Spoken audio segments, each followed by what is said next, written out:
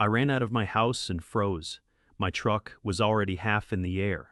A tow rig had hooked it up, steel cables biting into the tires, while two guys cranked the winch like they were stealing a car off the highway. And standing there, arms crossed, grinning like she'd won the lottery, was Karen. "HOA violation," she shouted. "Commercial vehicles aren't allowed here. On my property." I wanted to scream, but I caught myself. Because what they didn't know, what none of them knew, was that the truck they were towing belonged to my company, the very same towing company whose logo was painted across the side of their rig. In that instant, the powers shifted in my head. This wasn't just harassment anymore. This was their mistake, their catastrophic, irreversible mistake. I pulled out my phone. I hit record.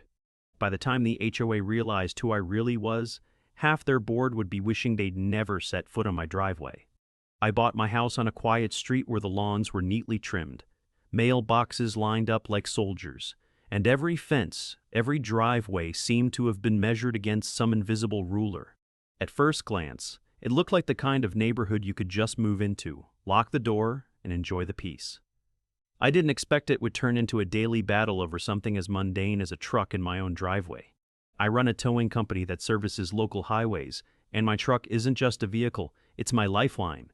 Every day, it carries me to accidents in the dead of night, roadside breakdowns in the pouring rain, and abandoned cars on icy shoulders. Losing access to it, even temporarily, would grind my business to a halt. That truck is the reason my bills get paid, the reason my employees get their checks, the reason I can keep doing the work I built from scratch. When I moved in, I thought HOA rules would be minor, curb appeal, trash bins, maybe a quiet reminder about noise. I never imagined someone would obsess over the fact that my truck bore a company logo. Karen, the HOA president, made it obvious within the first week. She drove past daily, her eyes scanning my driveway like a hawk hunting prey. One afternoon, I saw her crouched at the edge of my property, measuring the distance from the sidewalk to my garage, snapping photos with a phone that looked ready to document every inch of asphalt I owned. It didn't matter that the truck was parked neatly, unobstructed, and entirely within my property lines. She saw a problem where none existed. The tension started as a flicker of confusion in my chest, then shifted to frustration as her visits became routine. My neighbors gave subtle glances, some smiling awkwardly, others pretending not to notice the silent war unfolding. I told myself she was just meticulous, maybe a little overzealous. But as I watched her click photo after photo, clipboard in hand, I felt the first real pang of unease. I thought she was just difficult. I didn't realize she was building a case against me. The street I moved onto was the kind of place that felt frozen in perfection. Lawns were green and evenly mowed, fences stood straight and polished, and every mailbox seemed carefully chosen to match the style of its home. There was a quiet pride here, almost like everyone had memorized the unspoken rules of the neighborhood, and any deviation was silently punished with disapproving glances. It was peaceful, orderly, and exactly what I had hoped for when I started searching for a house that would serve both as a home and a base for my business. I bought my property for 3 simple reasons. The garage space was perfect for my work trucks. The location offered quick access to the highways I regularly patrol for roadside assistance calls, and the price fit within my budget without forcing compromises on the things that mattered most. Moving in felt like a fresh start. My neighbors were welcoming enough. A few waved when I unloaded boxes, a couple offered a friendly smile as they walked their dogs. Enough to make it feel like a real community rather than just a street of houses. A week after moving in, the HOA introduced themselves at the neighborhood welcome meeting. The board was small, 4 members, though only one seemed to carry the weight of authority. Karen, the president. She walked in with the kind of confident, upright posture that immediately drew attention. There was a smugness in the tilt of her chin, a deliberate steadiness in her gaze, and an unmistakable aura of control. The other 3 members hovered quietly behind her, nodding occasionally, clearly comfortable letting Karen lead. She opened the meeting with a tone that brooked no disagreement. "We keep this community orderly here," she said, scanning the room with sharp eyes. Every word felt deliberate, measured to assert her dominance rather than to welcome newcomers. She followed the scripted pleasantries with questions about my property, lingering on details about my driveway and garage space, as if testing the boundaries of what I intended to do with my home. Her focus on control was palpable, and though I nodded politely, I could feel a flicker of unease, a sense that her attention to order wasn't just about aesthetics. It was about power, and I would soon find out just how seriously she took it. A week after that meeting, the first official warning arrived in my mailbox. The envelope was crisp, stamped with the HOA logo, and inside was a single notice: commercial vehicle visibility violation. My stomach sank as I reread it. My truck was parked neatly in the driveway, entirely within the property lines, not blocking the sidewalk and certainly not intruding on anyone else's space. I had spent years building my business, and this truck was essential. Every minute counted. How could a vehicle parked entirely on my property suddenly be a violation? I decided to comply as best I could, not out of guilt, but to show I wasn't trying to provoke trouble. I backed the truck deeper into the driveway, angled it closer to the garage, and made sure it was spotless, free of any debris or tools that might suggest it was being used for business storage. I even wiped down the logo on the doors until it gleamed, hoping that the reflection of sunlight might soften her scrutiny. I thought that would be enough, that some gesture of compliance might calm the situation. It wasn't. Karen escalated. Almost every day I noticed her car parked a few houses down, her head craned out the window, phone in hand, taking pictures of my driveway from every angle imaginable. There was a precision to it, a determination that went beyond rules enforcement and drifted into obsession. It wasn't just about the truck, it was about proving she could assert control. The neighborhood began to shift around me. Friendly nods became awkward smiles, passing waves became stiff glances. Whispers floated when I walked past neighbors with the trash or checked my mailbox. Subtle questions. Is that still a business truck? Or, I heard the HOA sent another notice. The sense of isolation grew, quiet but heavy, and I could feel the tension pressing in from every direction. One afternoon, as Karen snapped another photo of my driveway, I overheard her speaking to a neighbor. Her tone was smug, confident, and completely unbothered by privacy or boundaries. We can't let businesses run out of residential homes. That was the moment it hit me. This wasn't just about rules or order. This was personal. I realized then that no matter how careful I was, Karen had already decided I was a problem, and she intended to make sure the entire community agreed with her. The fines started arriving a few days after Karen's whispered declarations to the neighbors. The first one was $150, a modest sum, but enough to make me pause and double-check the notice. The letter claimed that my truck violated the HOA's commercial vehicle visibility rule. I had already backed it deeper into the driveway, cleaned it thoroughly, and made sure it was fully within my property lines. There was no obstruction, no evidence of business operations on the street, nothing to justify the claim. Yet the fine was there, rigid and official, waiting for me to pay. Then came the repeat notice. This time, $300. It felt like a punch to the gut. Each letter was more aggressive than the last, each one implying that non-compliance would lead to towing. My truck isn't just a vehicle, it's the heart of my livelihood. Every day, it carries me to emergency calls, roadside breakdowns, and accident recoveries. Losing it even temporarily would shut down operations, delay employees' paychecks, and jeopardize years of work.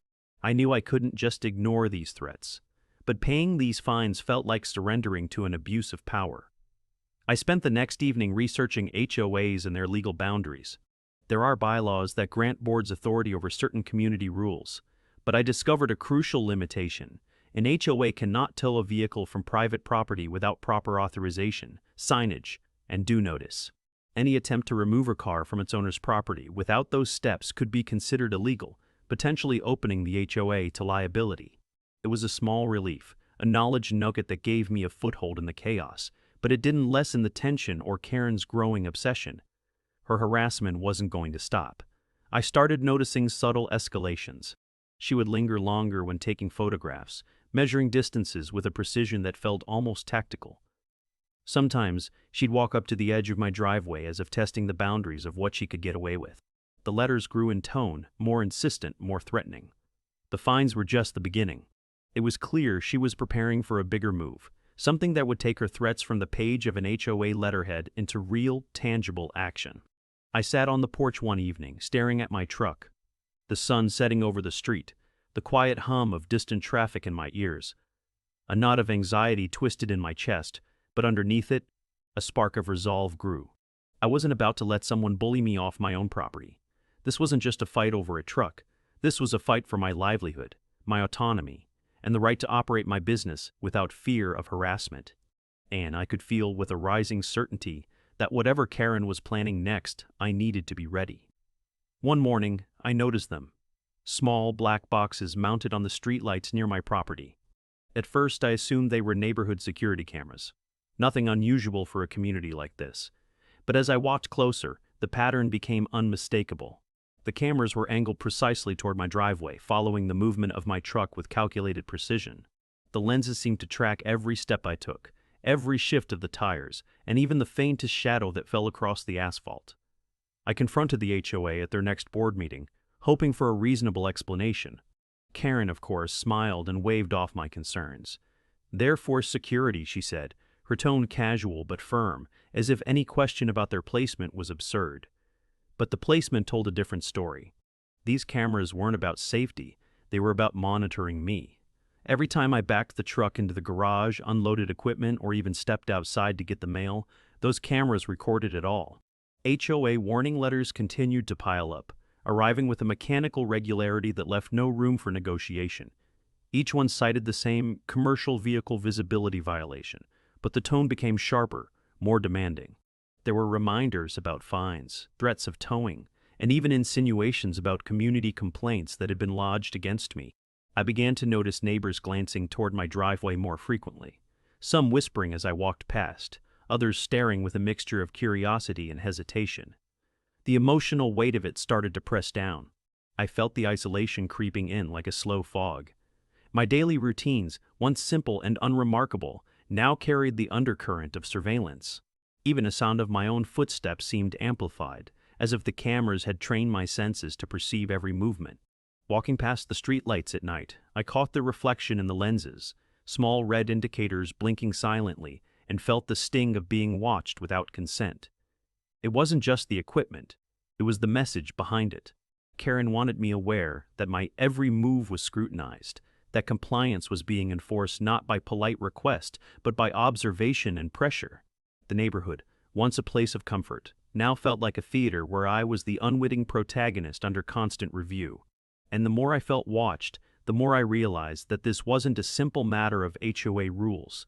It was a campaign designed to wear me down, to isolate me, and to bend me to their control. The cameras weren't just watching. They were marking the start of something far more calculated, and I could feel it, heavy and persistent, like a storm building just beyond the horizon. It didn't take long for Karen to take her campaign beyond my driveway and into the hearts and minds of the neighborhood. She began spreading the narrative subtly at first, planting seeds in casual conversations with neighbors. "He's breaking the rules," she would say, voice low but pointed, as if sharing a secret that everyone should already know. The words were careful, measured, and insidious. Over time, they took root. People started glancing at my truck differently, whispering when I passed, hesitant to engage with me the way they had during my first week on the street. The real turning point came at the next HOA meeting, a gathering that had once been nothing more than polite introductions and reminders about landscaping. Karen seized the floor with the precision of a seasoned prosecutor. She outlined the violations, complete with the photos she had taken of my driveway, measurements, and even charts showing distances to curbs and garages. Her voice was calm, authoritative, but underneath it was a tone of self-satisfaction, the kind that comes when someone believes they've caught an offender red-handed. "Karen, if we allow one commercial vehicle, what stops 10? The other board members nodded along, some offering minor comments of agreement. No one challenged her interpretation. The room, filled with neighbors who had once smiled and waved, now seemed to close in on me. Their eyes flicked toward the pictures, toward the meticulous measurements, toward me. The subtle pressure was suffocating, a tidal wave of collective judgment that made my chest tighten. I tried to speak, to explain that the truck was parked entirely within my property, that it was necessary for my business, and that the rules didn't grant authority to enforce towing or fines without due process. But the moment my words began, Karen interrupted. Her tone didn't shout. It simply carried the weight of someone used to being obeyed. She brushed my objections aside with ease, confident that the audience already trusted her framing. By the end of the meeting, the damage was done. Neighbors who had once been neutral now looked at me with skepticism or unease. Some avoided eye contact, others whispered as I walked past. The isolation wasn't just physical anymore, it was social. Every glance, every whisper, every subtle shake of a head served as a reminder that Karen's campaign wasn't merely about rules. It was about influence. She had turned the community against me, weaponized their trust, and made me feel like an intruder in a place I had legally and rightfully called home. The realization hit hard. I was facing not just an overzealous HOA president, but a calculated, manipulative strategy designed to make me question my own standing in the neighborhood. And yet, somewhere deep inside, I knew that her confidence was built on a foundation of overreach, a foundation I planned to expose. After the meeting, I knew talking to Karen or appealing to the board would get me nowhere. Their support of her was unwavering, and the whispers in the neighborhood had already started to shape public opinion against me. I realized the only way to protect myself was to understand exactly where the law stood and prepare accordingly. That night, I sat at my kitchen table, laptop open, paperwork spread across the surface, and began the meticulous work of legal research. I started with the HOA bylaws. They were dense, full of phrases like reasonable enforcement and community standards, vague enough to allow interpretation but specific enough to intimidate residents. I combed through every clause that could relate to vehicles, driveways, or commercial activity. Each paragraph felt like a test of patience, but I needed precision. I wanted to know exactly what authority they actually had, and what they didn't. Next, I turned to my property deed. I scrutinized every line about easements, property boundaries, and rights reserved by the HOA. My driveway and garage were clearly on my private land. There were no restrictions preventing me from parking a business vehicle there, nor was there any clause allowing the HOA to remove property without my consent. Each time I cross-referenced their letters with my deed. A clearer picture emerged: the fines, the threats, the looming towing notices. None of it held up legally. Finally, I researched municipal and state laws on towing. This is where I found the critical detail that would eventually tip the scales. In most jurisdictions, a towing company cannot legally remove a vehicle from private property without written authorization from either the owner or a law enforcement official, along with clearly posted signage warning of potential towing. Without these steps, any attempt to tow could be considered unlawful, potentially exposing the HOA to liability.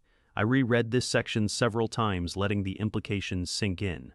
Every threat they made about towing my truck was built on shaky ground. But knowing the law wasn't enough. I needed evidence, real, irrefutable evidence of how Karen and the board were treating me differently, of the harassment I had endured. I started recording dates, times, and details of her surveillance. Photos, videos, letters, even witness notes from neighbors willing to talk off the record. I documented every fine, every camera I spotted, every interaction where she overstepped her authority. Each entry added weight to my growing file. Each piece of evidence was another brick in the wall I was quietly building against them.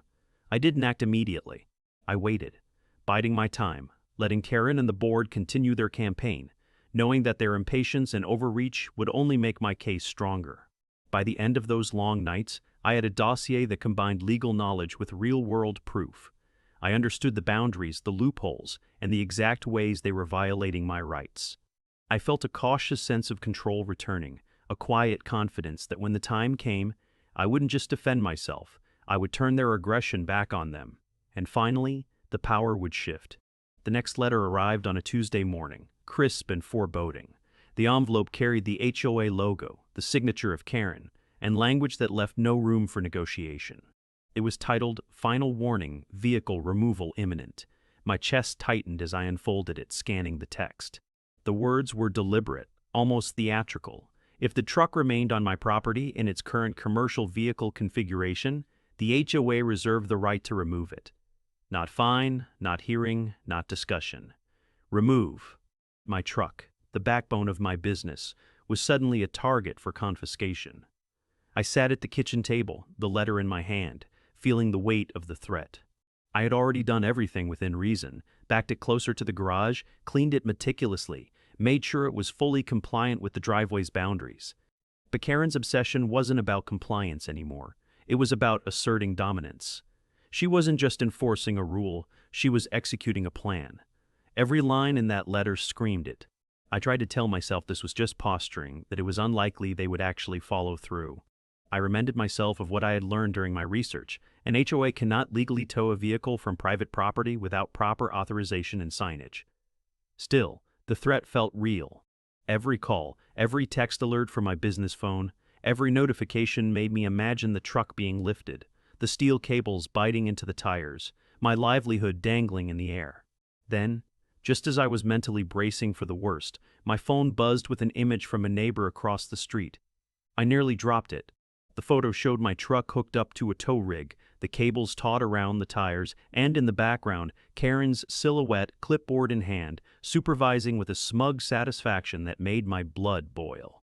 I stared at it for a long moment, my heart hammering against my ribs. This wasn't theory. This wasn't a bluff. It was happening. My truck was on the verge of being taken, right there on my own property. And I was still 2 blocks away. Adrenaline kicked in, sharp and immediate. I grabbed my keys and sprinted out the front door, my mind racing faster than my legs could carry me. Every step was a mix of disbelief, fury, and the burning instinct to protect what was mine. I could see the driveway from the corner of the street as I ran, the tow rig looming over my truck, the cables taut, the operator unaware of the storm about to descend on him. Karen's expression was a mask of control. But I could see the triumph in her stance, the satisfaction of someone who believed they had finally cornered their target. My neighbors watched, frozen, as I closed the distance. Some whispered to each other, some tilted their heads like they weren't sure if they should intervene. But I didn't care. Nothing else mattered in that moment except the truck, the cables, and the woman who thought she could intimidate me into submission. By the time I reached the driveway, the scene froze in my mind. My truck half lifted, Karen standing proudly as though she owned the world, and the tow operator pausing mid-crank, sensing the tension in the air. I reached into my pocket, pulled out my phone, and hit record, capturing every detail. Every cable, every inch of my truck in the air, every smug glance from Karen. I knew, in that instant, that this was no longer just an HOA dispute. This was the opening act of a story that would flip the power completely. The scene was set, the pieces in motion. What happened next would change everything, not just for me, but for the entire neighborhood that had been watching, waiting, and whispering behind my back. The calm, controlled life I had tried to establish was about to erupt into the kind of confrontation I had been preparing for, quietly, methodically, ever since Karen first set her eyes on my truck. And that's when I stepped forward, finally face to face with the consequence she thought she had orchestrated, ready to turn it on her. I skidded onto my driveway, hard hammering, boots scraping the concrete, and froze for a split second. My truck was suspended midair, the steel cables taut, the metal groaning slightly under the strain. The tow rig operator was focused entirely on his controls, oblivious to the tension crackling around him, while Karen stood a few feet away, clipboard in hand, her chest puffed out like she'd just planted a flag on a conquered territory. She looked at me with that same smug expression I had learned to recognize, the one that said she believed she had won. I stepped forward, voice steady despite the adrenaline because I knew control mattered now more than fury. "Who authorized this tow?" I asked. The words cut through the afternoon air, sharp, precise. Karen's smile didn't falter. She tilted her head, giving the impression that my question was absurd. "The HOA board," she replied, her tone calm, almost bored, as if stating the obvious. She gestured vaguely toward the other board members who were standing at the edge of the driveway, arms crossed, faces unreadable. I narrowed my eyes and let the silence stretch for a heartbeat, long enough to let the operator notice my presence. That's when he glanced at the truck. Something in his expression shifted. A subtle double take, a flicker of uncertainty. His eyes darted to the side of the vehicle and then back at the controls. I didn't speak again. I simply waited. Slowly, deliberately, he leaned closer to the truck, squinting at the side door. His face shifted from casual concentration to disbelief. The logo on the side of the truck, the same one that matched the fleet of towing rigs across the county, was unmistakable. His jaw tightened. Recognition hit him, sudden and complete. The vehicle he was lifting belonged to the very company he worked with, or in some cases, whose owner he personally knew. The winch clunked as he hesitated, Then he slowly, carefully stopped cranking. The steel cables slackened slightly, and the truck's weight settled back onto the asphalt. Relief flooded me, but there was no time to celebrate. Karen's face darkened immediately, eyes narrowing, lips pressing together. Her smug, controlled demeanor faltered for the first time, and I could see the gears turning in her head. Disbelief, frustration, and rage all colliding in real time. You can't just," she began. But her voice wavered, stumbling over the words as she realized the situation had slipped out of her control. She pointed at the operator, her hands shaking slightly with fury. This was authorized by the board." The operator shook his head, stepping away from the controls. "Ma'am, I don't think this is supposed to happen," he muttered, voice low but firm. He wasn't arguing, just stating a fact. I stepped closer to the truck, phone still recording, letting the moment stretch. Karen's eyes flicked between me and the rig, searching desperately for a foothold, a justification, any shred of authority to reclaim her dominance. But there was none. In that instant, the power shifted entirely. What had started as her attempt to humiliate me, to assert control over my property, had turned into a moment of exposure. I didn't need to speak loudly. My silence carried the weight. The operator understood. The neighborhood had already seen the tension. Karen's bluff, her obsession with control, and her meticulous planning had all collapsed into one irreversible moment. The confrontation wasn't over, but the dynamic had changed, and for the first time, I felt the full measure of control settle back into my hands. I stood there, phone in hand, letting the camera capture every detail. The taut cables, the truck settled back on the asphalt. Karen's face twisted between anger and disbelief. The neighborhood had gathered quietly along the street, drawn by the unusual commotion. Windows opened. A few neighbors stepped onto their porches, all of them watching the silent showdown. I knew this was my moment. The careful preparation, the research, the documentation I had accumulated. Everything converged right here, right now. I took a slow breath, letting the tension linger, and then spoke, loud enough for everyone within earshot to hear. "This truck belongs to me," I said, gesturing toward the vehicle. "It is part of my business, fully registered under my name. You have no right to remove it from my property without my consent." I let my eyes sweep over the gathered crowd, their expressions shifting from curiosity to shock as the clarity of the situation settled in. Karen opened her mouth, probably expecting to assert authority, but I continued before she could interrupt. "I have documentation proving ownership, the deeds to this property, and the legal research confirming your so-called authority does not allow you to tow a vehicle from private property without written authorization and proper signage. You are in violation of both HOA bylaws and municipal towing laws." I held up my phone, showing the video I had recorded the moment my truck was being hooked up. "And this," I said, letting the footage play for anyone watching, "is your attempt to remove my property illegally." The operator glanced down at the screen, his jaw tightening as he processed what he had been unknowingly participating in. The street was silent, except for the faint hum of the cables slackening. I leaned in slightly, letting my words carry weight. "Knowledge nugget number 2. I said, directing my voice toward Karen, but loud enough for everyone to hear. "Unauthorized towing of a vehicle from private property can be classified as illegal vehicle conversion.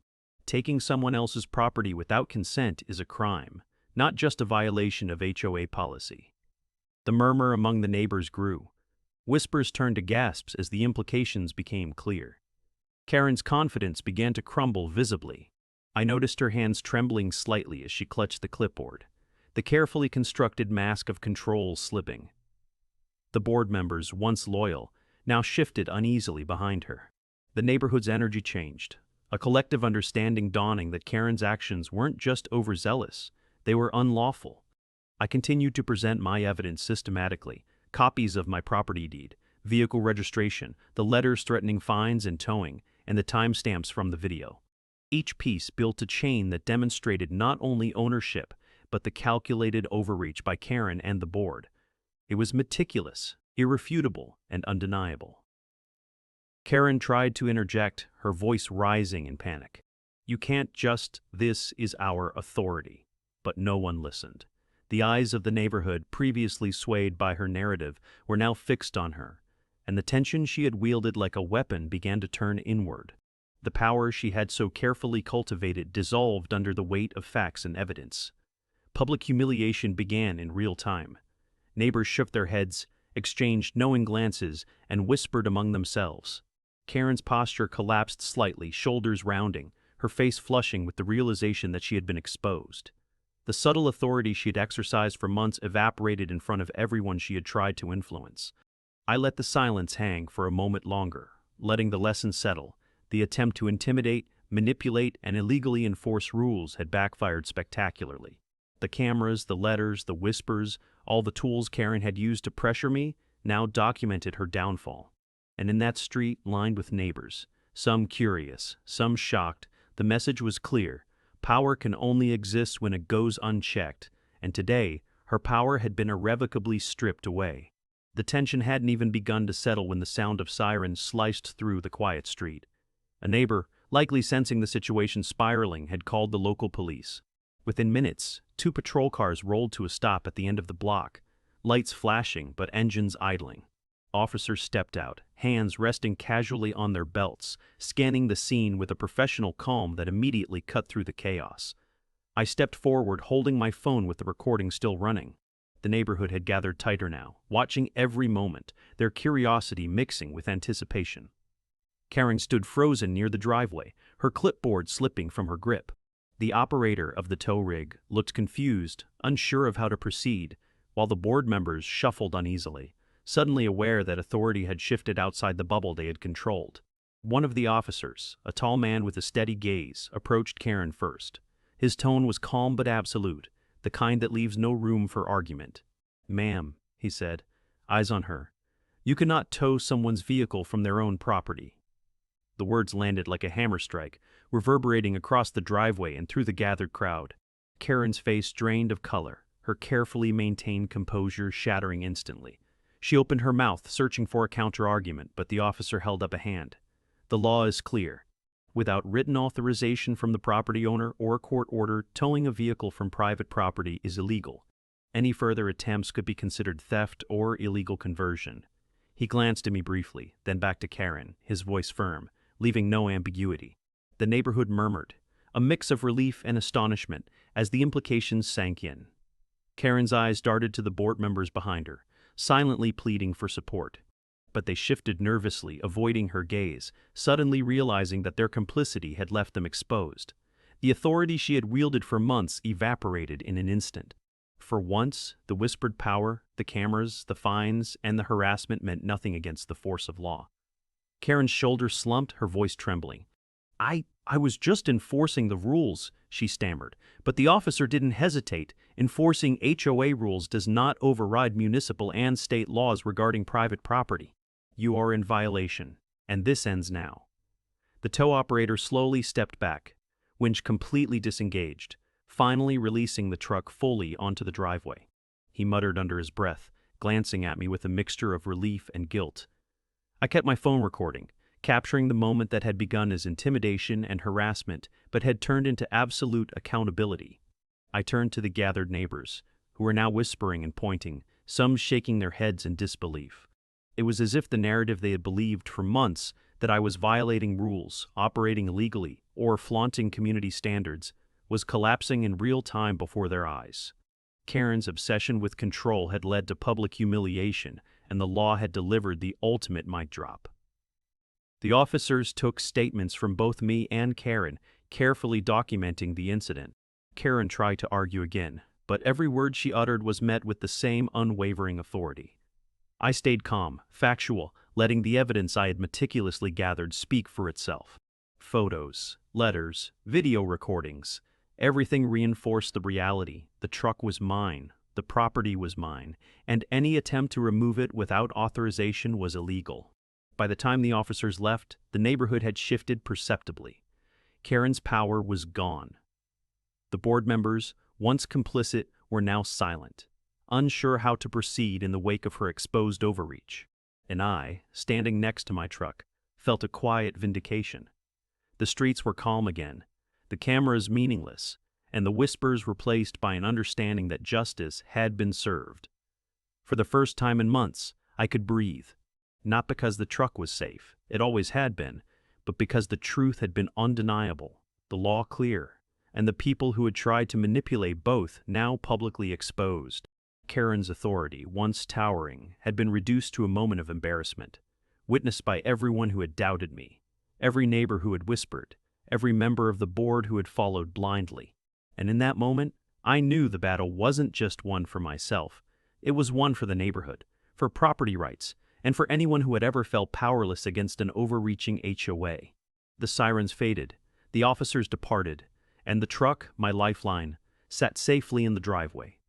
A silent testament to preparation, patience, and the unshakable foundation of law and evidence. The morning after the incident, the neighborhood felt different. The air seemed lighter, the quiet street carrying a sense of tentative relief that hadn't been there before.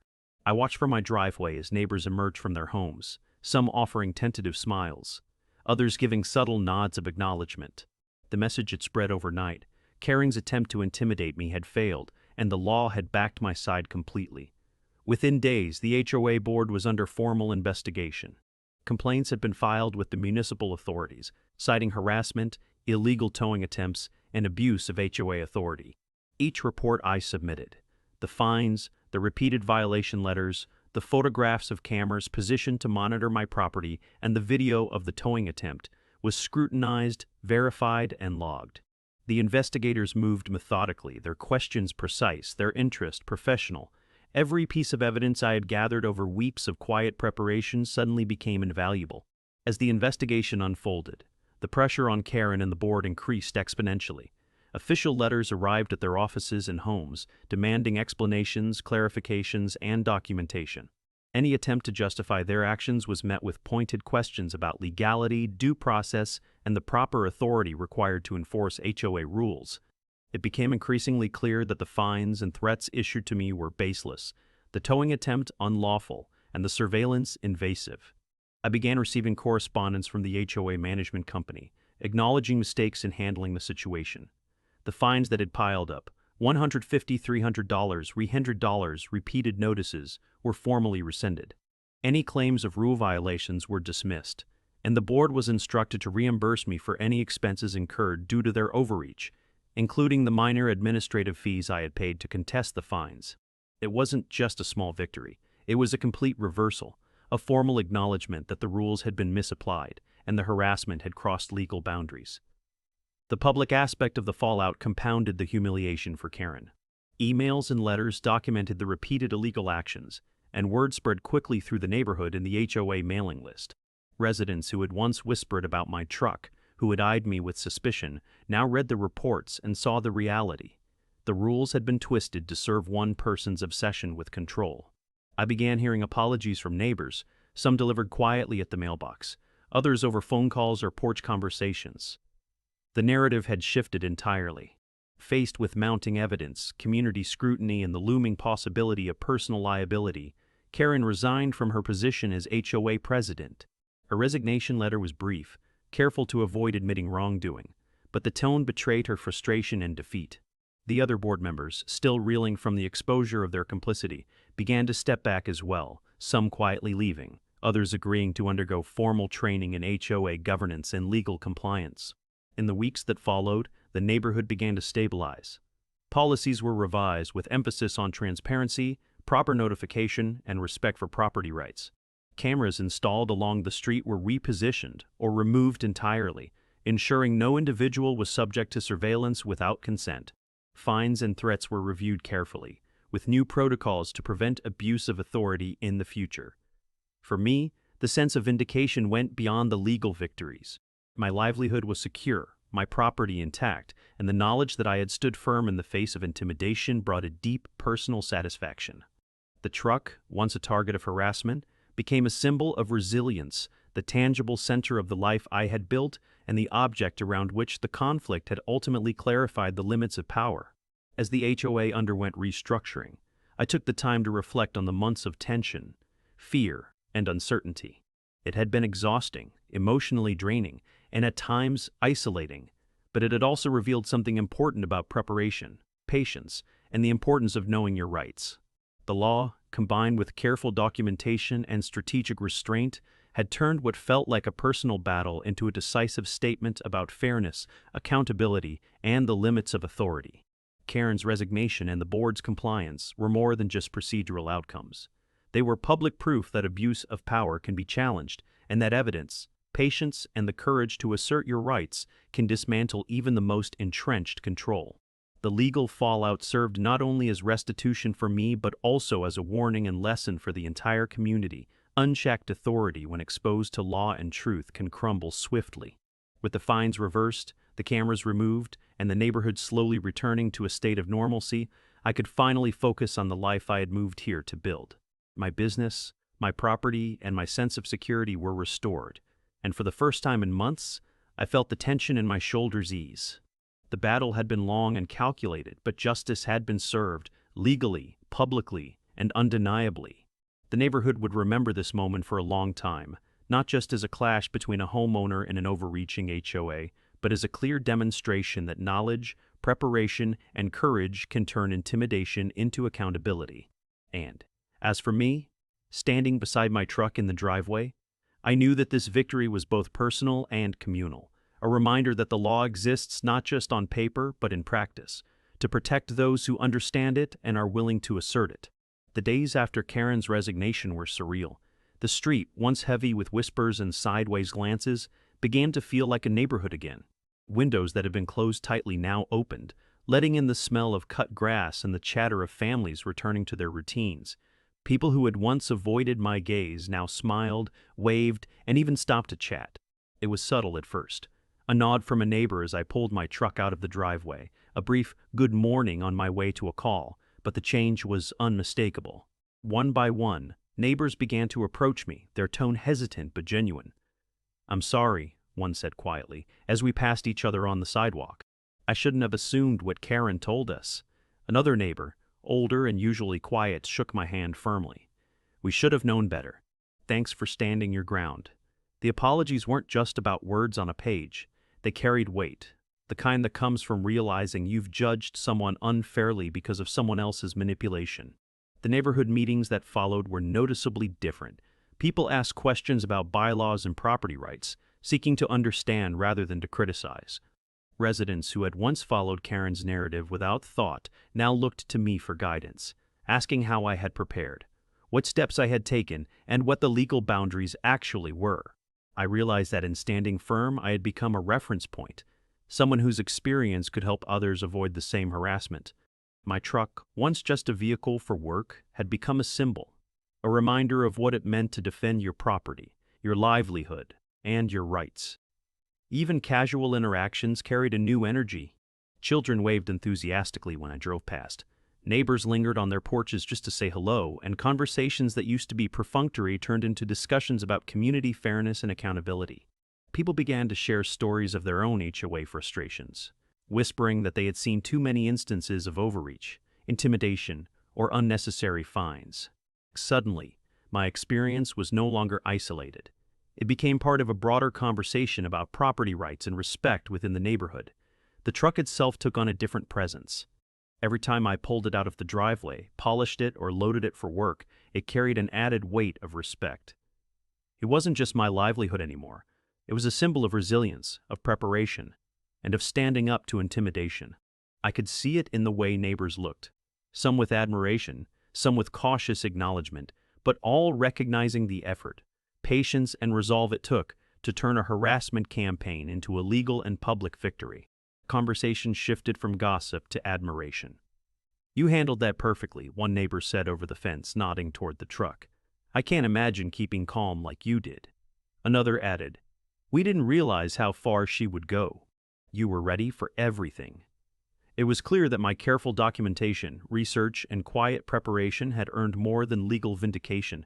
It had earned the community's respect. I took time to walk the neighborhood, greeting people who had previously kept their distance. The tension that had gripped the street for months was gone, replaced by a cautious optimism. Neighbors discussed community rules more openly, with less fear of retaliation. The HOA, now under oversight and review, had to acknowledge proper procedures and limitations, and residents were learning that standing up for themselves was not only possible, but necessary. The transformation wasn't instantaneous, but it was profound. The same street that had felt like a theater of judgment now felt like a space of shared accountability. People came forward to discuss their own property concerns, asking questions rather than making assumptions. I realized that my fight had done more than protect a single vehicle. It had shifted the culture of the neighborhood, instilling a sense of vigilance, knowledge, and courage that would persist long after Karen's departure. Even my own perception of the neighborhood changed. I no longer felt isolated, cornered, or judged. I saw neighbors as allies rather than spectators, as a community capable of fairness when empowered with facts. My truck, once a point of contention, now sat proudly in the driveway, a testament to preparation, persistence, and rightful assertion. It had carried me through harassment and intimidation, and had emerged as a symbol of standing up to unfair authority.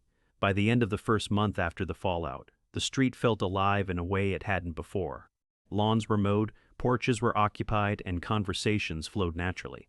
People had begun to repair trust, and I had begun to see myself not just as a homeowner or business owner, but as a part of a neighborhood that had learned, collectively, that overreach could be challenged, that knowledge was power, and that standing firm could turn harassment into a lesson in respect. Every time I climbed into my truck, the engine rumbling to life, I felt a sense of pride that went beyond work. This vehicle was no longer just a tool. It was a symbol of resilience, strategy, and triumph over manipulation. It reminded me that when you prepare, document, and stay steadfast, the community can shift, perception can change, and justice, both legal and social, can be served. Sitting on my porch one evening watching the sun dip behind the rooftops, I finally allowed myself to breathe. The street was quiet, calm, and orderly in a way that felt restorative. The trucks and cars of my neighbors were parked neatly. Children played in the yards, and the faint hum of distant traffic carried a comforting rhythm. My own truck sat in the driveway, polished and unthreatened, a tangible reminder of the struggle that had unfolded over the past weeks. I reflected on everything that had brought me to this point. The constant letters, the surveillance, the fines, the whispers, and the public manipulation had all tested me, not just as a homeowner, but as a person who relied on knowledge, preparation, and patience to navigate conflict. Each letter and every camera became more than a source of frustration. They became data points, pieces of evidence I would later use to protect my rights. I realized that the battle had never been solely about a vehicle. It was about understanding boundaries, enforcing them wisely, and standing firm when others tried to rewrite reality. Documentation had been my armor.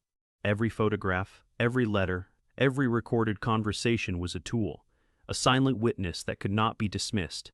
The video of my truck suspended by the tow rig was not just proof, it was a pivot point, the moment where preparation met opportunity. I thought about how easy it would have been to react impulsively, to confront Karen without evidence, or to allow fear to dictate my actions. Instead, careful, deliberate preparation gave me the power to turn intimidation into accountability. Patience had been just as critical. Karen thrived on quick reactions, on emotional responses, on creating pressure and isolation. By waiting, observing, and letting her escalate, I allowed the story to unfold in a way that revealed her overreach naturally.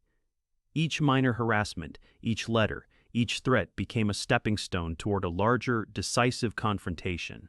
The more I waited and documented, the stronger my position became, and the weaker hers appeared in comparison. Knowing my rights had been empowering. It wasn't arrogance or defiance that guided me, but knowledge. Understanding HOA bylaws, property deeds, and municipal towing regulations gave me a framework within which I could operate confidently. When the law sided with me, when the officers arrived, and when the neighborhood witnessed the confrontation, the foundation I had built with diligence and foresight was undeniable. Power, I realized, comes not from aggression but from certainty and preparation. The calm now settling over the street felt like a reward, but it was also a reminder.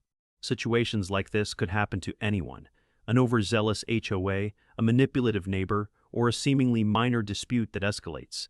Standing firm, documenting meticulously, and knowing your rights isn't just practical, it's necessary. This experience taught me that preparedness and patience are as much a part of property ownership as the land itself. As I sat there, truck gleaming in the soft light of the evening, I wanted to pass that lesson forward. For anyone who has faced an HOA nightmare, a manipulative neighbor, or a similar fight over property, the message is clear. knowledge, preparation, and patience create power. Don't react impulsively. Don't let intimidation guide your decisions. Observe, document, and assert your rights when the time is right. And for those watching this story unfold, I want to hear from you. Have you ever dealt with an HOA nightmare? Faced a situation where rules were weaponized against you or property was threatened? Share your story in the comments. Your experiences matter, and your voice can inspire others to stand firm and protect what's theirs. The wide shot captures it all. My truck parked securely in the driveway, the neighborhood calm, the sun lowering toward the horizon, and a sense of quiet justice settling over the street. This wasn't just a victory for me. It was a testament to resilience, foresight, and the quiet power of standing up for what's right.